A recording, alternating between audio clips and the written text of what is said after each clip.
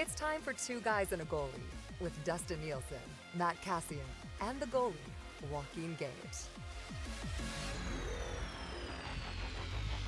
Episode 23 of Two Guys and a Goalie. Happy Monday, everyone. Thank you very much for listening. As always, Two Guys and a Goalie, presented to you by Oddshark. Check them out. They are our presenting sponsor, oddshark.com. It is Dustin Nielsen, it is Joaquin Gage, this is Matt Cassie, and it is Hernan Salas, and behind the computer with us here as well today. Also, of course, brought to you by our friends at Popeye's Chicken. Try Popeye's legendary Louisiana chicken today, and we'll play Keep It or Clip It a little bit later on for Sports Clip Haircuts, home of the MVP experience where it is good to be a guy. Cass, have you calmed down yet? My goodness, you are a Star Wars nerd. Wow.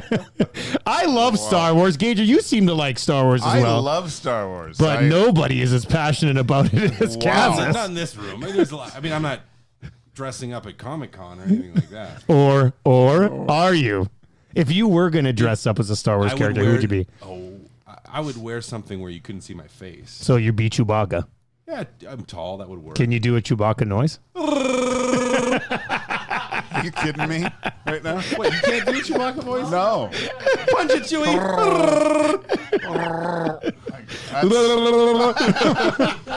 I can't do it either.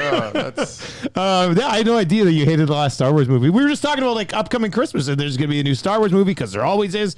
And you just like, it's almost like you don't even want to watch. You're going to spite watch it. No, I'm going to spite watch it. Jeez. I'm going to watch it because it's like I feel I have to. My goodness. I feel I have to, but they butchered the last one.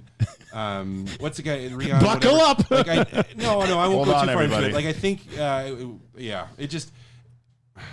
it tried to all of a sudden be like, oh, we're gonna like comment on the state of the world and on socioeconomics and all this geopolitical stuff, and it's just like that's not Star Wars. Don't turn Luke into some like old wuss.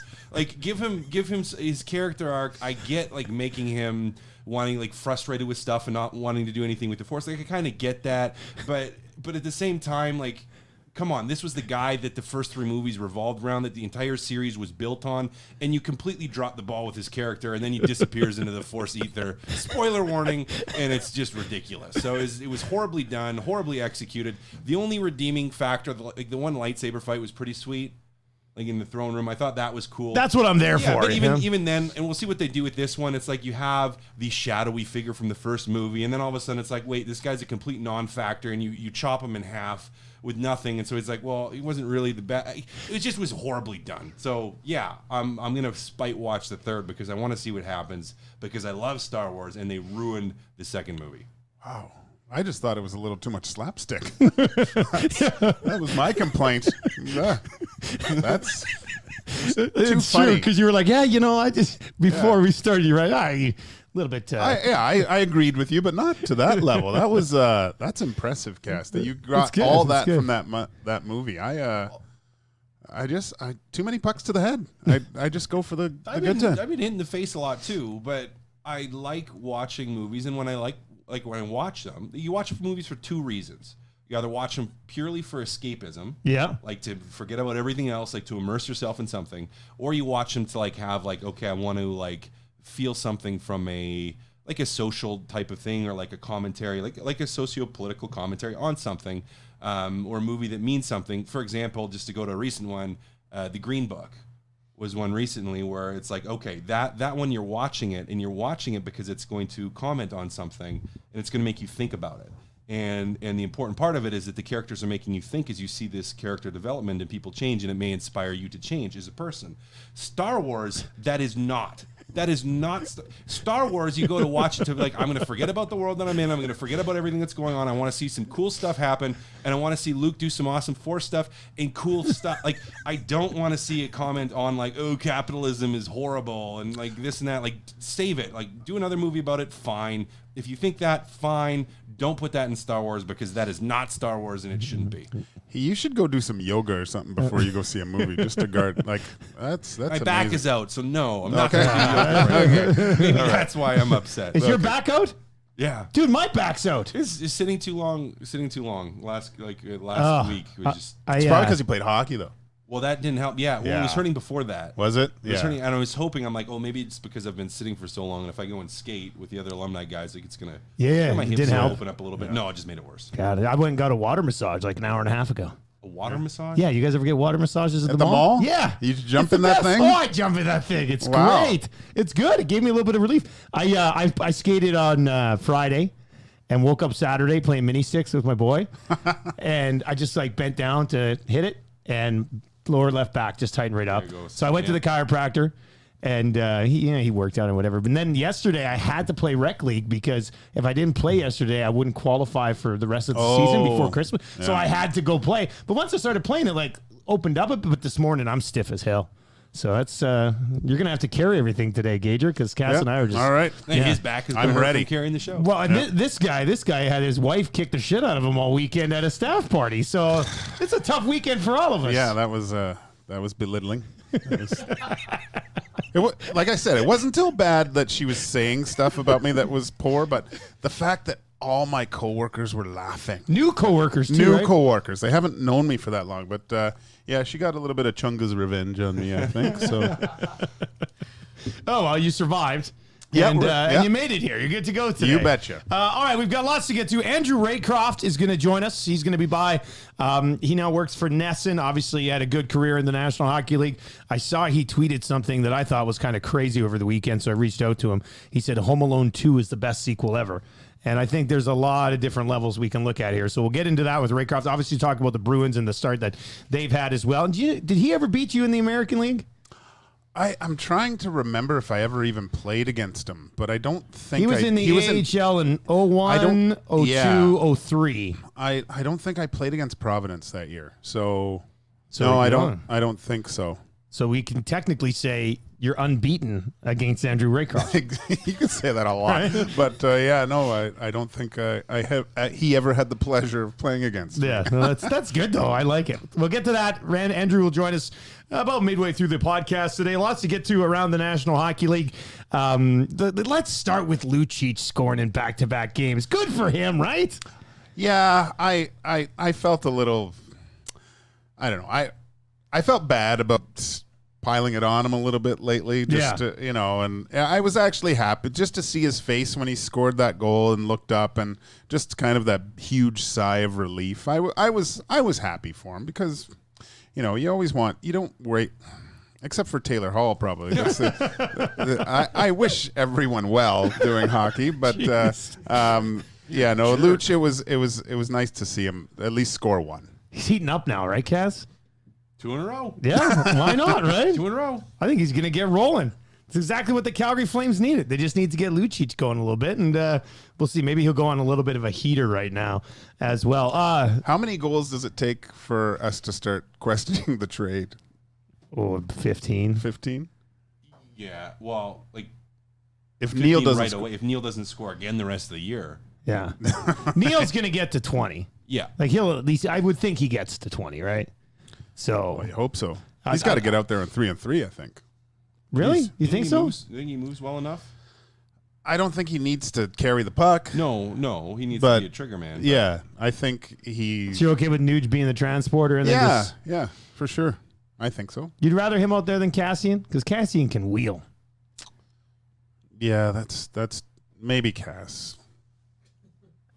No, I go with Neil. I go with Neil? Yeah, okay. yeah. More of a natural finisher? Yeah, I think so. Let's talk about that overtime then. McDavid and Draisaitl against the Buffalo Sabres out there in overtime. It's happened in back-to-back overtime games now, back-to-back overtime losses where the other team has managed to get some fresh legs out on the ice and then scored like 30 seconds later.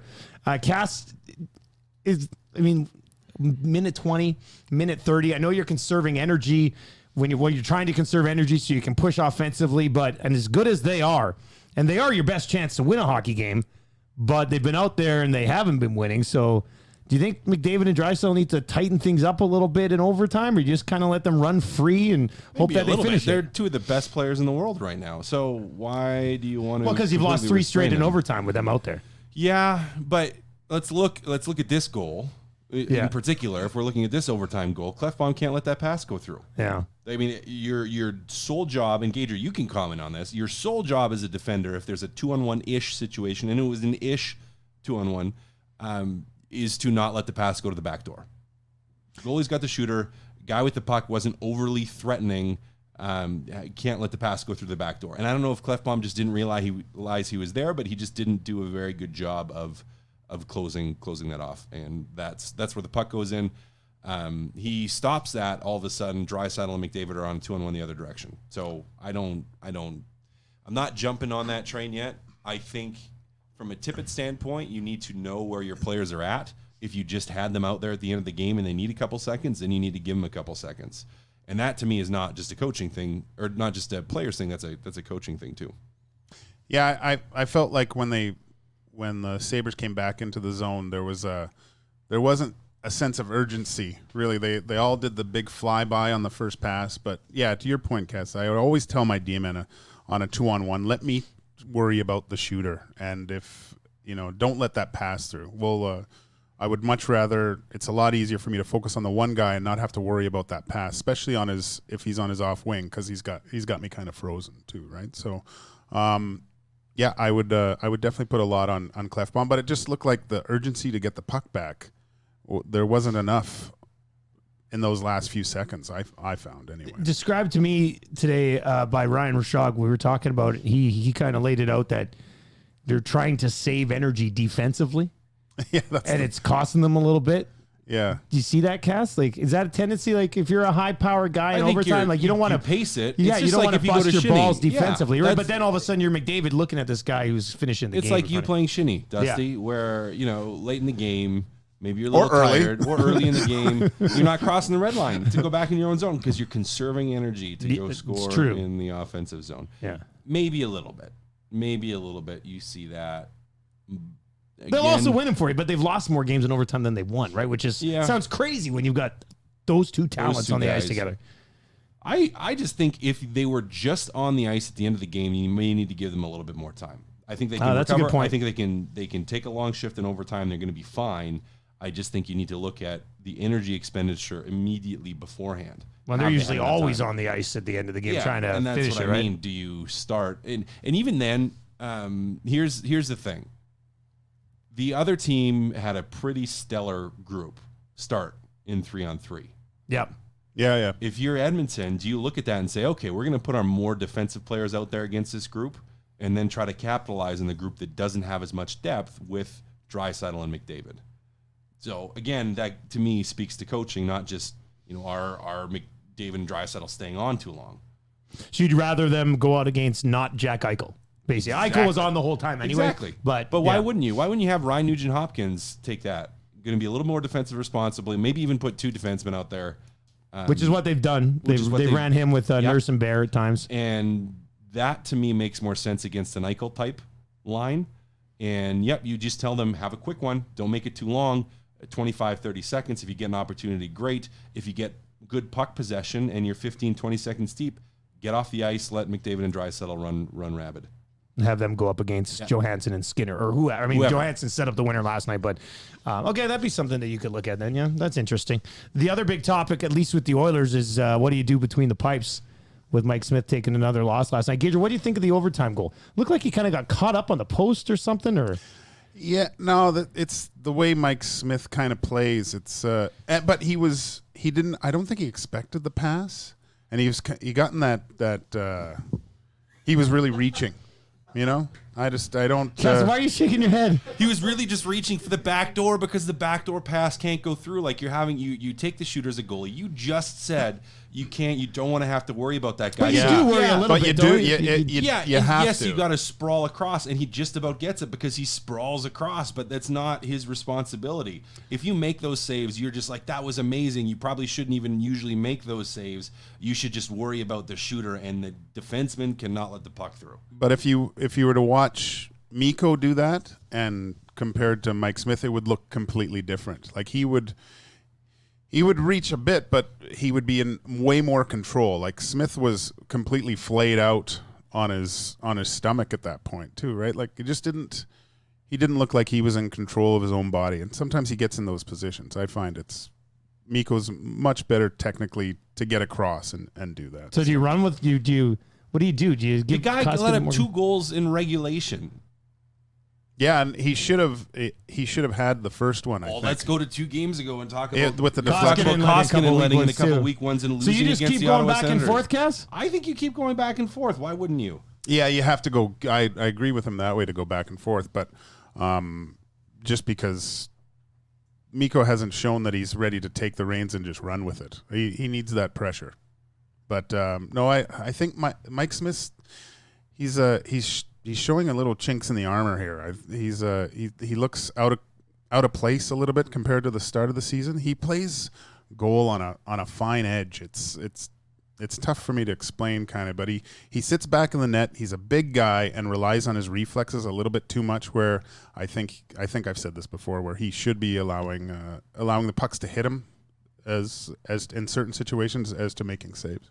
Just noticed you're wearing a button-down dress shirt.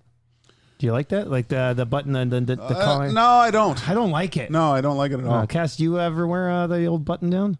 No. What do you mean button down? Well, like up here at the top, like button down the collars. Like yeah, this is the button down. It's just like a button. No, button-down shirt, but button-down collar. I don't think I have any. You don't even have any. No. I almost bought one by accident the other day. Yeah, I didn't know this one happened. Okay, yeah, exactly. Yeah. That's what happens. Yeah, that's what happened. You're like, wow, what a great deal. And then if I take them off, it looks terrible. Oh, you can't take it off. No, you got to wear it like that now. Interesting. Yeah, it just totally caught me off guard. But maybe it comes back, and maybe I start something new. Right? I don't think it does. You don't? I don't think it does. I saw a couple guys on CNN wear it though. They were all law professors and stuff, but probably an old shirt. So they weren't podcasters in a basement at a coffee shop? Actually, they did have a podcast. One of them did have a podcast. Cass, what goes through your mind when you see Ehlers drop the gloves with Ryan Getzlaf? I hope he survives. He was saying guys on the bench were like, no, don't do it. Like, don't do it. But when you see skilled guys kind of go at it, are you like, look at these guys, they can't fight. Like, I'm a dinosaur. They can't. A lot of guys, it's going to go completely out of the game because there's too many guys that don't know what they're doing anymore, and it's just going to happen less and less.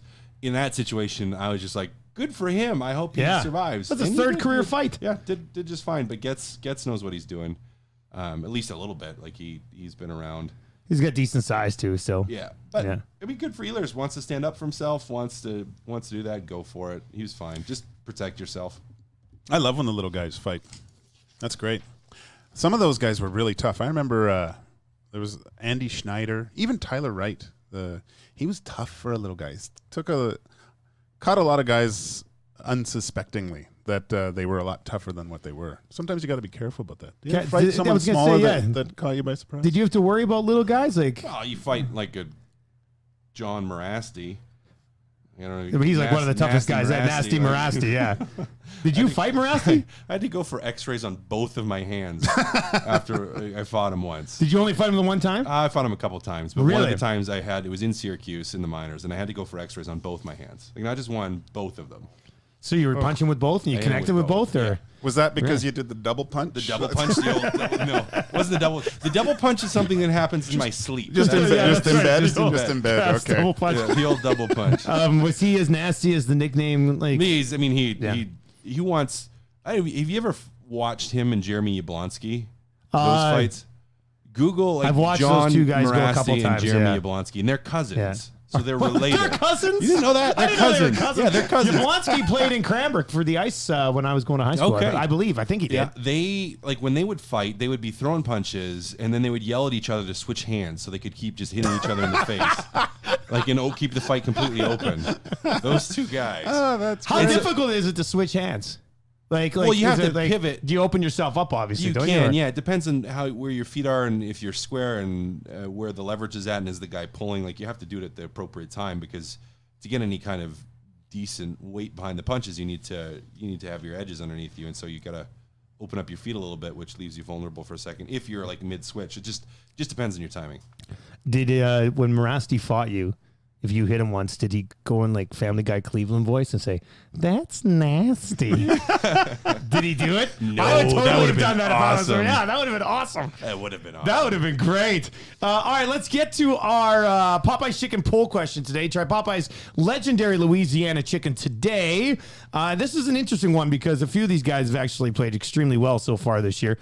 Which offseason pickup has been the best addition so far? The answers are as follows. There was a lot of guys who moved this offseason. I was looking back on this question a little bit today. Like guys who weren't options. Trouba, Subban, Barry, Kadri. I mean, these are all guys that aren't even making this poll question. The options are JT Miller, Andre Burakovsky, who's having a nice little year in Colorado, getting a chance to play there with those guys who were injured. James Neal, obviously a great start here. And then Phil Kessel, who's part of a Arizona team that's been playing pretty well. Not that he's been lighting the world on fire, but that's a veteran guy being brought into that group. Cass, if you had to pick one of these guys, who are you going with? If I had to pick one, I'm going with James Neal. Just the combination of being able of what he has done from an offensive standpoint, from a depth scoring standpoint for the Edmonton Oilers, from a power play production standpoint. To me, it's been the biggest difference maker. So that's what I'd say. If I had to pick another one, I actually would pick Kadri. Really? You like him, right? Just to go to the depth, the amount of impact, like having him in that Colorado organization that has such a powerful top line, the extra depth from him being there, I think, is huge. So he's my number 2. Number 1 is James Neal. Who are you going with, Gager? I'm gonna have to go with Miller. Of course, you're a Canuck love. What is he on, a 9-game point streak? He's got 31. He's a point per game guy right now. And making a huge difference in Vancouver. I like. Of course, I like Neal just because what he's done so far. But I think, and he's provided Edmonton with desperate need in kind of secondary scoring and help on the power play. But Miller, I think, means more to the Canucks than Neal means to the Oilers. I think the Oilers would still be doing well. I was just going to say he was expensive. Like Miller was expensive to bring in. He was. And that's where from a point standpoint, you look at it and you go, yep, he probably doesn't make the biggest difference. Okay, but that's true. But like from what you gave up to, that's okay, where I that look makes from sense. the best edition because I go, well, what did you have to give up to get him? Well, let's talk about it with Miller then because they gave up a first. I almost kicked over the headphone set. Yeah, even the second time today. They gave up a conditional first, so if they miss the playoffs this year, then it's next year. They're getting a first no matter what. And then a third and a 28-year goaltender who's now playing in Europe, so that was really nothing. So basically a first and a third, but if you're the Canucks, you're not feeling bad about that, are you? I don't think so. And JT Miller's had a phenomenal start for it. Not yet. You know, I don't. Yeah. I mean, well, look what we gave up. You know, like had to give up. He scored back-to-back 2 goals. That's right. Yeah, he's on a heater. Right now. You're right. That's true. Hernan, do we have the results of this bad boy? We sure do. Yeah, got a lot of votes on this. I'll give it to you right now. I'm wondering if I bet you James Neal. I mean, Edmonton based, so 320 votes in. JT Miller leads at 44%. All right. James Neal at 43%. Burrow is at 10%. Kessel at 3%. How many votes? 320 right now. Man, with this is a big wiener Gazzola. We got huge wiener Gazzola. But that was what was the poll question? That was, I can't remember that poll question was. I can't remember either. Yeah. Just to clarify, Cassie, my son has never seen your penis, right? Well, no, he has not. Right, well, okay, speaking of, Actually, I saw you naked. I saw you naked. Yeah, you look good. Yeah, you dropped some weight. You look good. Man. Yeah, working out. Wiener looks good too. Yeah. Speaking of this, now that if we can transition here. Yeah. NHL looking at a possible code of conduct. Yes, that's right. Based on what you guys just said, I would like to start working on our own code of conduct. Okay. Do you have so I had we have to institute, so you guys can let me know your feedback on this, a no more than 5 innuendos per podcast rule for sex? Yeah. Sexual innuendos? Yep, innuendos. What about in your endos? That counts as one. That counts as one. No, 5. Because it's been dangerously close to happening a few times, is for you, Nielsen, and you, Gager, is no putting your mouth on the spit sock. Okay. So those are your two code of conduct? My 2 code of conduct. So no more than 5 sexual innuendos. And no touching the spit sock. You get a little, right now. I like it because then I know that I'm getting intimate when I want to talk to them. Okay, so no touching lips. What about cheeks? Cheeks okay. I do my forehead sometimes when I'm trying to like institute this. Yeah, that is kind of weird. All right, so that's 2 rules with the code of conduct. Hernan, I want to hear your feedback on this. I don't care about these guys. No, I like it. The spit sock one. The one with the 5 limit. I don't think we can do that with Gage here. Yeah, once the big rig gets rolling. I get it. I think I think it's something where if Gage, let's say we broke that number, then we went against the code of conduct. But it's like, sometimes rules are made to be broken. Well, right? do we do like fines? Like, do you have to bring in coffee? Oh, that's like a good water idea. Or tea? Penis jar? I mean, like a tip jar for penis. that's like 4 already. I mean, you know what I mean. I don't think anybody knows what you mean. All right, so that's 2 things for our code of conduct. One of mine was going to be we had to have at least a minimum of 3 sexual innuendos. So you put the max on 5. So I guess that kind of ties it. So minimum of 3. Well, this is still, we haven't formalized or signed anything yet. No, it's very organic at this point. But yeah, you're right. With the National Hockey League doing a code of conduct, I think it would be good if the podcast had one as well. Gager, anything you're throwing in the mix here? Well, the first one was on a personal level. Be able to come home to my wife, and when she asks me, what did you say, will I be mad? And be able to say, no, honey, nothing at all. That would be my first code. That's long. How do we summarize that? Don't piss your wife off. Okay, don't. Well, that's a good one, actually. And I just, I feel like I need to treat everyone with respect and professionalism, and be better on Twitter with some of the things I got to think before I tweet. Think before you tweet. That's a good one. Dignity, respect, and professionalism. Wow. Dignity, respect, professionalism. Are we going to? That's what we're going to call this podcast. That might be a good podcast name. Dignity, respect, and professionalism. I thought penis jar is the perfect.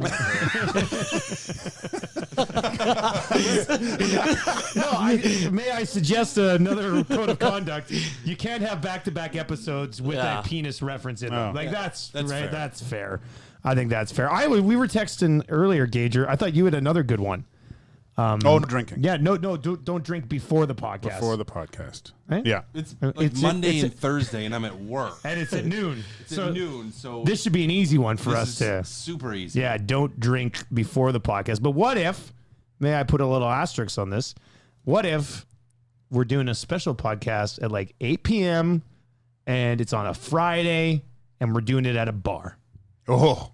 Well, I mean, that's if you're going to have a drink, that's fine. Oh, so now we can break the code of conduct. But that's situational special circumstances. I think we'd have to file an appeal with the board of directors and notify so that everybody knows what's going on, and then even put like a code of conduct about a special code of conduct in special situations. Okay, that's good Create too. a new code of conduct for like a secondary code of conduct. Secondary. Do you like eggnog? No. But we could put in notwithstanding clauses. I don't know if you guys know what those are, but like, or severability, where it's like we can take out like eggnog. It's gross. Whatever. Thank you, because I was in the minority on Thursday when we had this discussion. Yeah, Oh, it's ridiculous. it's gross. I think it's disgusting. ugh.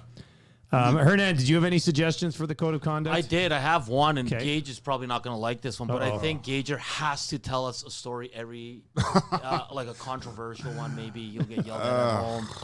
Well, that defeats the purpose of don't piss your wife off. Yeah, But we have to have like who's paying my legal fees? Yeah, what code of conduct like supersedes? Does one supersede the other We'll one? have to rank them then. Yeah, like Yeah. what's the most important to least important. Yeah. Well, you know what we'll do is we'll throw these things maybe around a little bit via text message before Thursday, and then we can lay out the importance of the code of conduct on Thursday, and because maybe Should there be a penalty if we break one of these? They can't talk for a minute or something.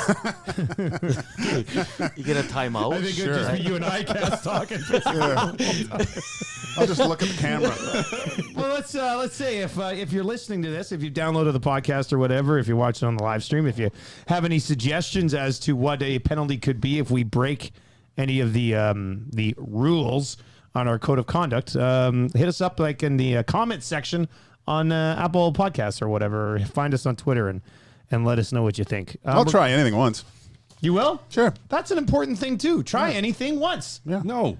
Why not? That's like the dumbest. Well, I'm not going to try murder or Yeah, anything, right? exactly. Like try anything once. I want to stab drugs. somebody. Oh, I'm not going to go stab somebody. What am I, OJ? All right, before we bring in Andrew Raycroft, because the discussion we're going to get into him, we're going to start with his tweet about the Home Alone 2 being the best sitcom or best sequel of all time. I believe that's what it was. Let me just double check. I don't want to quote him incorrectly. Home Alone 2 is the best sequel in history. Had 188 replies, and then he followed it up the next day with "Absolutely love the sequel passion." But because it's a talking point, man. And I mean, Home Alone 2 was an okay sequel. Okay. Oh, it was good. It was okay. It was the same story in a different place. No, But it was in New York. Tell me the differences. He was just in somebody else's house. Yeah, no, it was really good. It was really good. I like that sequel. He had the music going. He used the same movie again, you guys. Yeah, it was good. that was the beauty of it. See, I would say it may be up there for best comedy sequel. Okay. We can't go that route because then it's too. I think you have to open it wide up. He said the best sequel in history, not comedy. I don't think it's the best. Okay, if we're gonna stick with that, no, I don't think it's the best sequel in history. I think it's a really good sequel, maybe the best comedy sequel in history. But like Empire Strikes Back, That's my. Here we go again. Like how? What didn't you like about that? No, that's like best of all time. Yeah. You could. I mean, to go further in the nerdery, I mean, you could say like Two Towers, Lord of the Rings was pretty awesome too. Horrible Bosses 2 was hilarious. Never saw it. Better than the first one. John Wick 2. John Wick 2 was good. That was really good. I haven't. I want to watch those ones. I've heard those ones are pretty good. Oh, dude, you got to watch John Wick. They're going on like a fourth one now. He's killed everybody. It's amazing. I took my son to 3. Why'd you do It was because it was a packed house and everyone was screaming at all the cool ways of killing people. when he threw that axe to the dude's head on the far side of the room? When they're in the library with the use of the book. Oh, yeah. Unreal. Like that was my son and I's favorite movie. Where do you come out on like the third movie in a trilogy? Is that classified as a sequel? I guess, right? Because it's a sequel to. It's kind of a three. Because if that's a trilogy. You have to go. That's I different. disagree. I think it's just a sequel to the second one. Best sequel is Young Guns 2. I don't know if you guys have seen those. I've seen it. The Western? Yeah. That is a good. I never That saw is Young good. Guns 2. That is very good. I was gonna say, but I guess maybe it doesn't qualify because it's a part of a trilogy. But Indiana Jones and the Last Crusade, like that was the best Indiana Jones movie. So for me, Dusty. that's not even close. Raiders. Not Raiders. No, Indiana Jones Last Crusade was awesome. It was good. It was not Raiders. Temple of Doom was weak. Oh, this is frustrating. All right, let's bring in Andrew Raycroft, who had the tweet that really fired me up. Of course, he played in the NHL. He covers the National Hockey League, covers the Bruins. We're going to get to that. But Home Alone 2 is the best sequel in history. Andrew, let me say this. First of all, thank you for joining us. Appreciate that. And that's a bold take to throw out there on Twitter, especially this time of year. What was the reaction like? It's ridiculous. Certainly not what I was expecting when I was watching with the kids. And I mean, my kids are another generation, and they love it as much as I did. And so yeah, I was not expecting so much passion from people in their sequels at all. I'm just looking at your Twitter right now, 188 replies. I like the one guy. The first one's like, Fletch 2. No, it's been priceless. Yeah, it's literally 1,000 likes, like unbelievable. Again, it's like there's been a lot of opinions and a lot of debates. So I suppose if you ever want to spark anything, just go straight to sequels, and it'll get you through dinner at any point. Is Home Alone 2 your favorite sequel, or do you have a top 3 or? Yeah, it is. It is. I'm not a huge movie guy though. I'm not an Oscar critique, so. My bar is pretty low. Obviously, Godfather, we've all seen that. I go to the fact that Godfather 1 is so good that, and the Rockies, the same thing. Rocky 1 or Rocky 4 are all fantastic to me, so it's hard to differentiate. Home Alone 2 is just that much better than Home Alone 1, in my opinion. Whoa. Man, you have no bounds for takes. Oh, wow. That's impressive. Cass, you're just sitting there shaking your head. Rocky No, I wasn't. Rocky 4 is fantastic, just like Rocky 1 is fantastic. Godfather 1 is fantastic, like Godfather 2 is fantastic. That's my... I got your back on Rocky 4. I thought Rocky 4 was the best one. Really? Yeah, the Russians are chanting for him. Yeah, I mean, come on. it's pretty good. I felt bad for Drago. Do you know how hard you had Do to you be? think three? So here's three. Do you think three? When Rocky gets off the plane in Russia, I mean, there's nothing better than that. When he does the training in Russia, that's top of the top for Rocky. Yeah, I wanted to go run through the snow. Doesn't look so bad, Rock. Cass, what were you going to say? I was going to say I thought 3 was not as like with Clubber Lang? Yeah.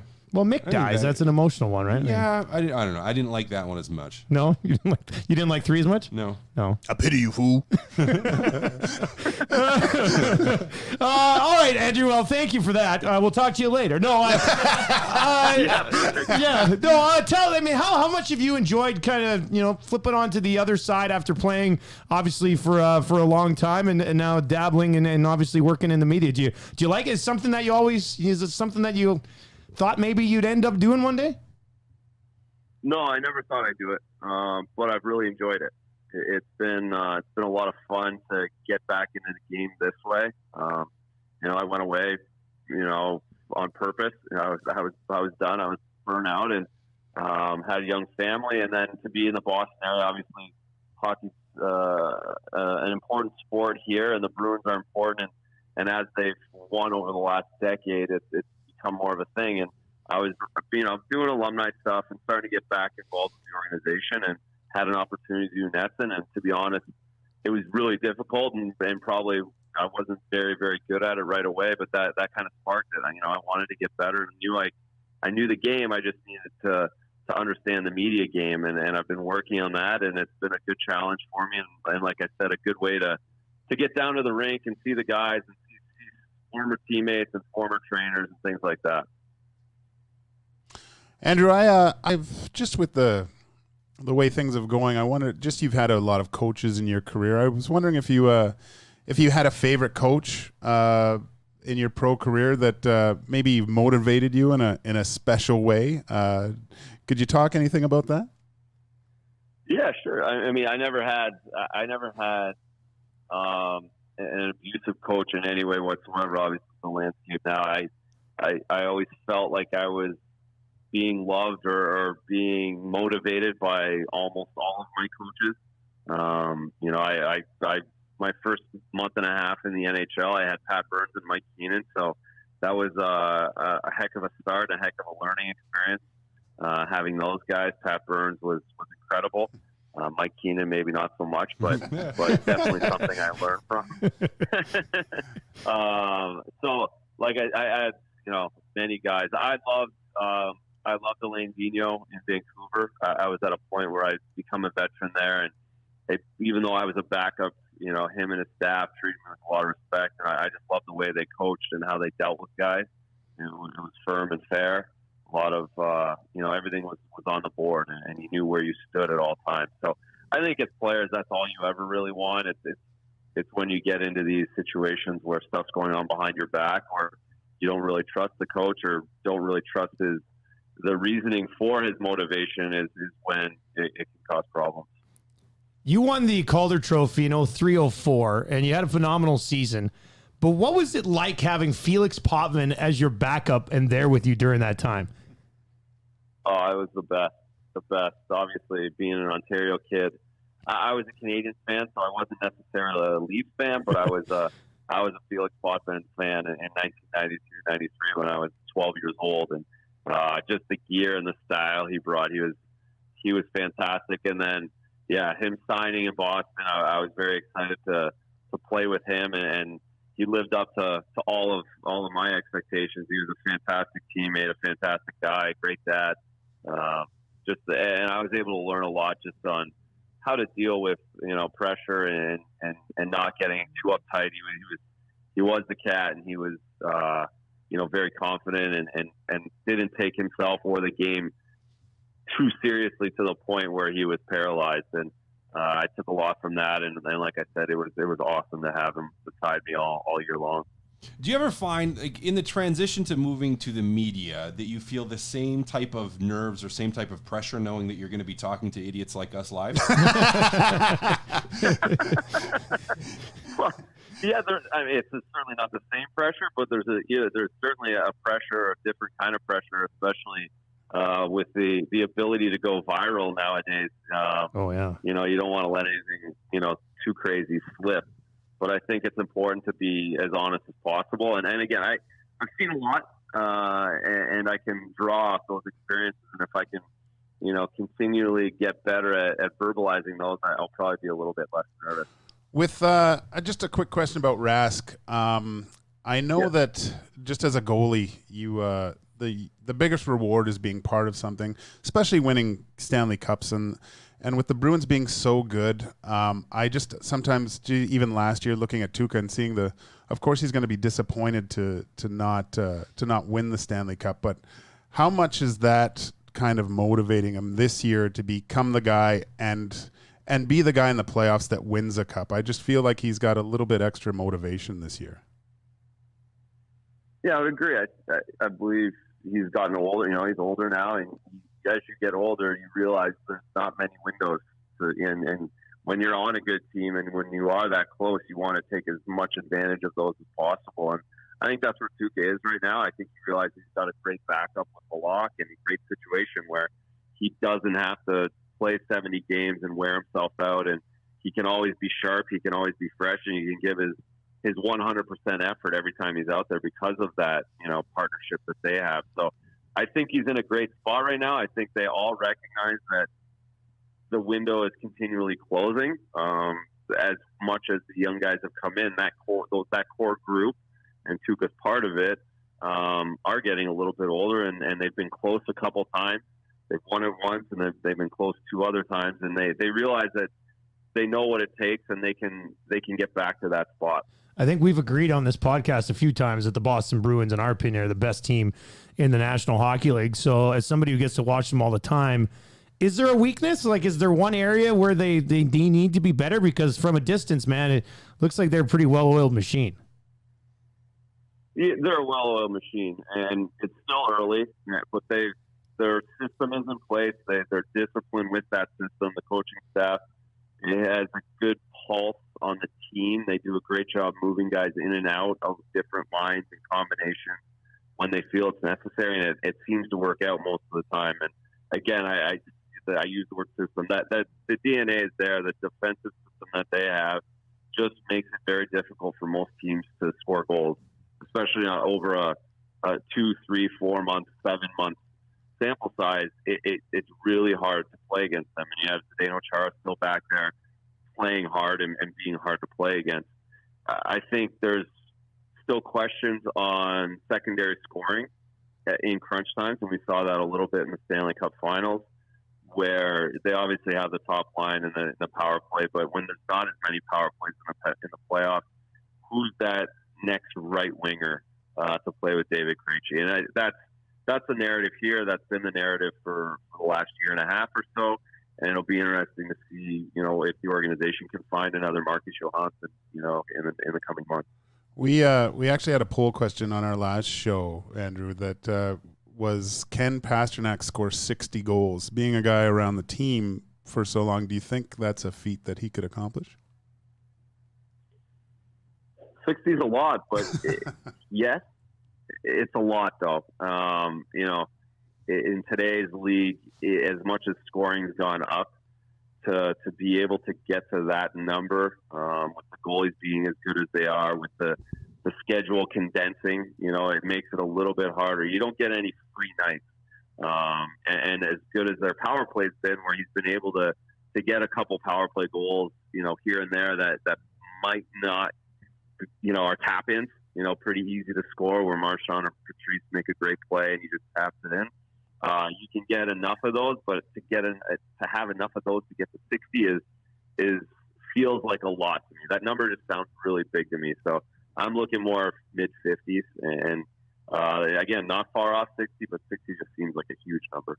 Andrew, before we let you go, I just want to come back around to that Potvin thing for a second, because I was fascinated with him. I was 12 years old in '93 as well. I was a huge Habs fan. Patrick Roy was my guy, but I always respected Felix Potvin. So. Patrick Roy. Yeah. Shut up, Cass. I'll come across the table, I swear. No, but did he ever pull you aside and say, hey, so this is how I fought Hextall, and this is how you can really go at it with Hextall? Because that's my favorite goalie fight of all time.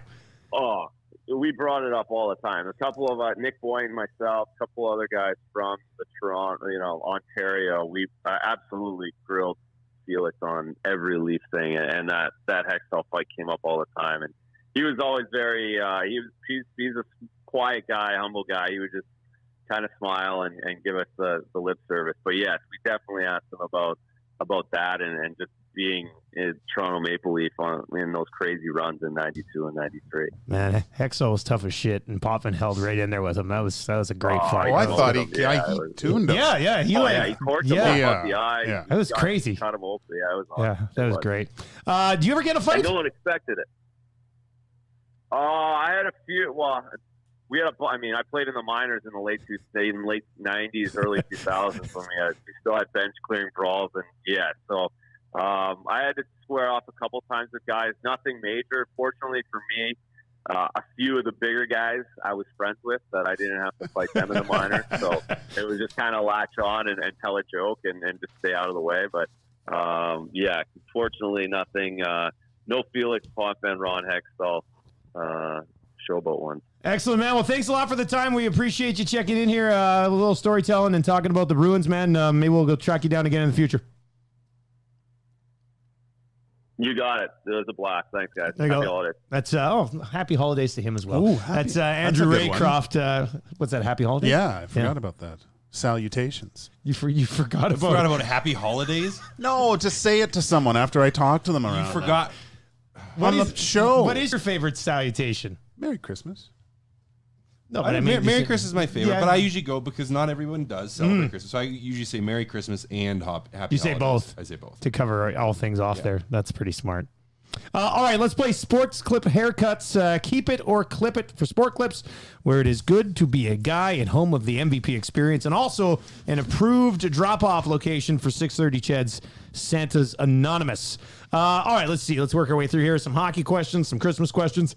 Mark Scheifele is the most important player on the Jets. Keep it or clip it? Keep it. He is the heartbeat of that team. Wow. Okay. That was quick.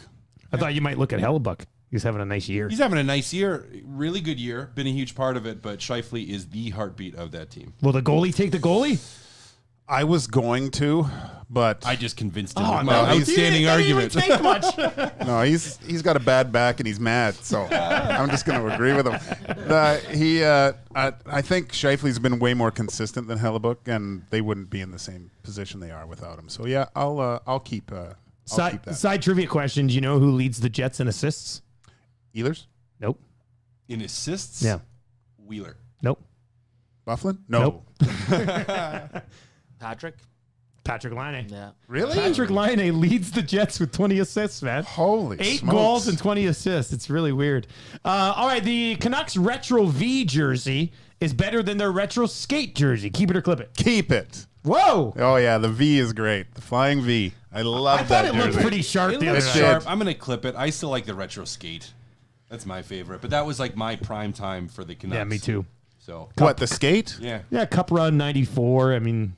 Yeah, no, yeah. That's like what the Pavel Bure, first like, video games, like that's the jersey That's they a good had, point. And Yeah. You're right. I like both of them a lot, though. But They look there's sharp. nothing wrong with the Retro V. Like it's not. Yeah. It's still a great jersey. I don't know. I just like the skate more. The retro jerseys that are being rolled out again are awesome to watch. They're really the Jets one. They showed that in their dressing room. That was really sweet. That was sharp looking. Holy smokes! Mandarin Christmas oranges should be more readily available year round. Keep it or clip it. They kind of are. They are though. What? Dusty, where are you shopping? What are you talking I was about? gonna say like they're not Like the what? Yeah. What are You you can get them. about? They're grown in like California. You can get them year round. You can get them year round. I put them in my kids' lunches all Maybe the time. not the ones like actually What? from China. Are you serious? Like, but yeah, you walk into a store now and there's like the box of oranges, and they're just sitting there right at the front of the produce section. That's not happening Dusty, year-round. You got to take 2 more steps into the store. You actually have to go into like where they have the fruit and vegetables. Dusty, do you know what a fruit is? Have you ever been in the vegetable section of a store? I asked this question. Or are you too busy shopping for frozen turkey patties? With that being said, Bypass produce straight to frozen. You can't bypass produce. It's right in the front of the store. I asked this because I have a box of them sitting in the back of my car. I forgot to take in when I got groceries on the weekend. I was like, I don't know if I should do with those now. They'll probably be frozen already. I don't know. It's not Juice good. should be fine. But I'm pretty sure if we go in, let's go down as a group in February to produce section and find a box of those oranges because I guarantee they come in there. like bags. You don't necessarily need the boxes. What? Yeah. Oh, man. Are you talking like Turns with out the this little is a horrible question with the green like wrapping around it? That's what I'm talking about. They're not like that. They're just in They're the exact same orange. They're just in like a bag. Well, let me. This is a propaganda thing at Christmas time, then, isn't it? Yeah, absolutely. God, That's how they get you, Dusty. Got me. I'm a sucker. All right, Milan Lucic will score 10 goals this year. Keep it or clip it. He's already got 2. No, clip it. He's not getting. You've always been a hater. I'm not a hater, man. I think he serves a purpose and he can play a game and he can contribute to a team. But the decline from a pace standpoint, from a goal scoring point, is there, and he's not going to get 10. How many did he get last year? 4.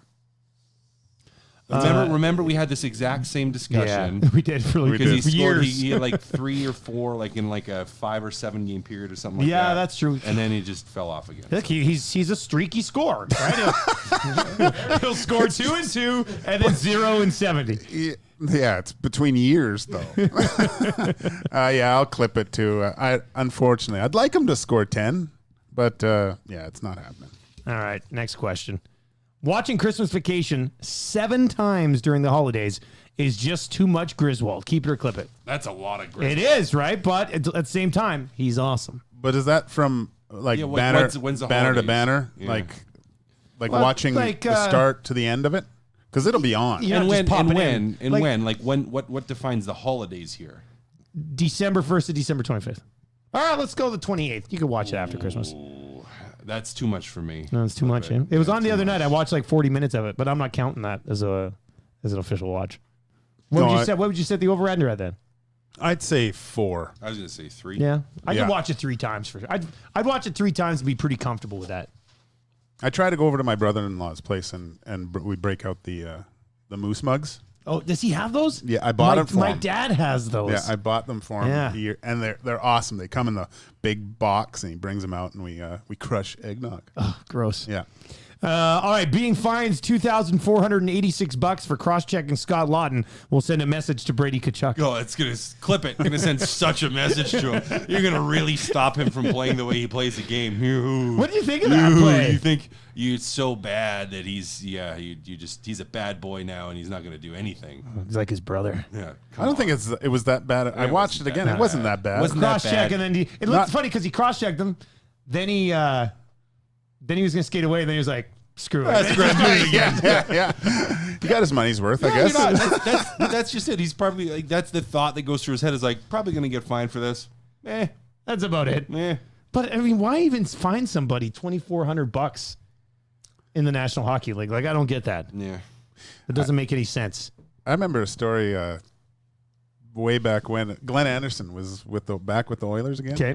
And guys were late kind of getting to the rink or something, and someone said it was like, okay, next guy's late, it's like $100 fine. And Glenn Anderson stood up and goes, guys, like $100.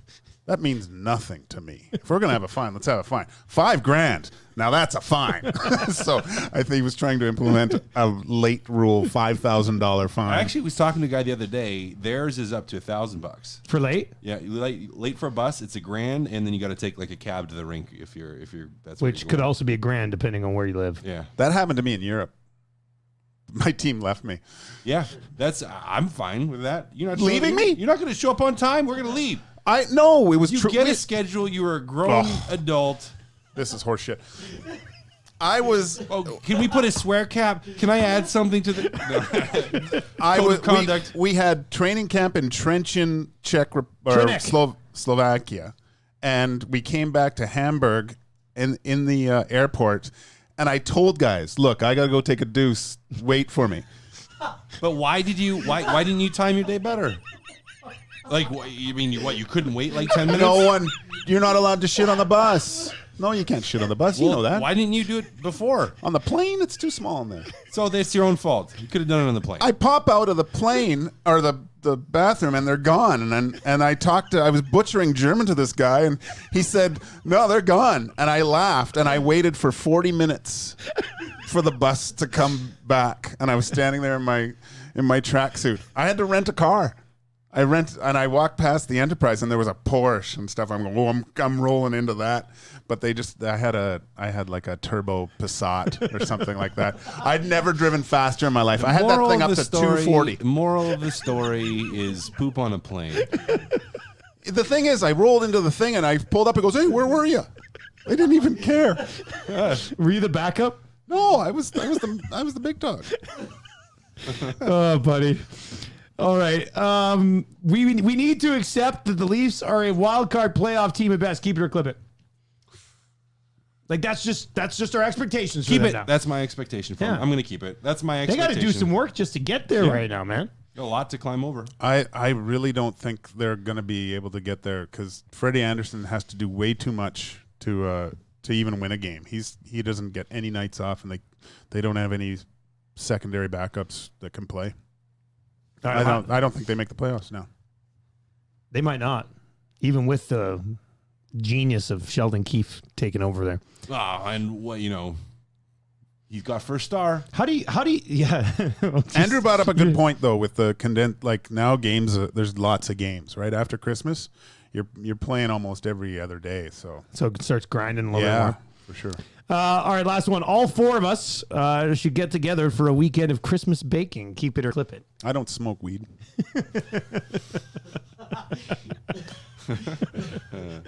Much. No, just CBD for the back. Cass, are you going to host or what's happening here? I don't want you guys in my house. Why? But I want to make shortbread cookies with you. I like shortbread, actually. Shortbread's yummy. I like shortbread, too. My wife she might be watching. She does a great job with shortbread cookies. I do most of the cooking in the household. My wife does the baking. Okay, I was going to say, you don't bake. Cooking is too... cooking is like you can just you kind of know what to put in. You're adjusting and you're moving and you're adjusting and you're moving. And baking is like you have to have it down to a science up front. And if you make a mistake, it's all done. Where it's like I feel with other food, it's like you do something you can kind of adjust on the go. So yeah. I'm not a big baker. I'm just. You know what I realized because with my daughter's dance, we got some cookie dough to make. And I was reading that's a great deal. I would have bought that if you really? did a fundraiser. Yeah. Oh, I'll think of you next time. But I read the package on how to do it, and they even had stuff for elevation. So I actually looked at the elevation of Edmonton, which is what? 1,200 meters? Humidity elevation, yeah. And in an oven? Yeah, and I lowered the temperature. They were the best cookies. And it was so funny because my son doesn't eat sweets that much. Like he just doesn't like Good cake. for him. Yeah. But he crushed like 7 of these cookies. And he was up playing Fortnite, and I was dying laughing because he was all wired on sugar and chocolate. And it was a weekend. He stayed up really late. I just died. It was my kid was all cracked out on cookies. One of the best presents my wife ever got me was Easy Bake Oven. No, she hasn't got me that yet. Like Subway cookies that you would bake at home. Like they were the actual from Subway, and they came with a recipe, and you just had to put them in the oven for the exact amount of time. And I love Subway cookies. To be able to make those at home, absolutely unbelievable. Yeah. Unbelievable. Because they never do it right at Subway. I mean, I don't want to sit here and take shots at Subway, but they don't do their cookies right. I got to get you this box of cookies then. I'll bring you some. That sounds great. They're awesome. Maybe you get me the box of cookies. I'll bake cookies for the whole crew. Okay. With just a little bit of weed. Are we? You're gone over Christmas. Yeah, I'm gone from the 23rd. I got lots of time, so I leave on the 23rd. Back on the 1st. Would you come to my house, Kat? I was almost at your house. I was like maybe a wedge from your house the other night. Yeah. Bring the girls. I mean, you could if you wanted. Yeah. Oh, poor old Hernan over there, just dying for an invite. Nothing. We got lots of printout stresses and yeah. Oh, there you go. That's all that good. fun stuff. All right, what are we going to call this episode today? Hey, quickly, guys. Sorry, I should turn my mic on. Some new lines at Oilers practice. You guys intrigued to hear? Sure. Let's hear them. First line: Nygaard, McDavid, Cassian. Second line: Kyra, RNH, Draisaitl. Third line: Neil, Haas, Russell, Granlund, Sheahan, Archibald, your fourth. That means Chason and Gagne are out. Interesting. Not surprised about Chason. Do you know what this point. is, though, right? This is Tippett not being happy with McDavid Oh, and yeah. Draisaitl And lately. saying, like, 100%. This is him Going, being look like, what you made me do. That's basically what he's saying. all you guys are doing is dropping passes to each other. Now you're not going to play with each other. Do you think they just do this for practice, or do you think they actually go with it at the game? Well, I think they start with it at the game. That and was then Todd it changes in McClellan's about old thing. 10 Remember, in seconds. practice, he'd mix it up, then go back to the old lines. Yeah. That's interesting, though. Well, that'll be a lot of talking varsity here for the next little while for sure. All right, so what are we calling the episode here, boys? What do you? We had Chewbacca noises. We had what was it? Dignity, respect, and professionalism. You know what? You know what I would like? I would like to. We need to go with that because We can get a banner behind us. yeah, because you scroll through the podcast like each episode, and right after Huge Wiener Gazzola, it says dignity, respect, professionalism. I think we could get like a nice Yeah, background here too. yeah. Oh, I That could thought be you were our going to get motto. a picture of big could be our wiener motto. Mazzola. All right, that's what we'll do. We'll do episode 23, dignity, respect, professionalism. Can we get some Christmas stuff up here, Oh, too? yeah, that's a good idea. I'll Yeah. make a Christmas background for the rest of the holidays. Hey, that's a really good idea, Gager. You had one today. Nice work, buddy. Cass, look after that back, man. That's going to do it for us for Hernan Salas and Matt Cassian and Joaquin Gage. I'm Dustin Nielsen. Thank you very much to our sponsors, Oddshark.com, our presenting sponsor, plus Sport Clip Haircuts and Popeye's legendary Louisiana Chicken. We'll be back with episode 24 on Thursday.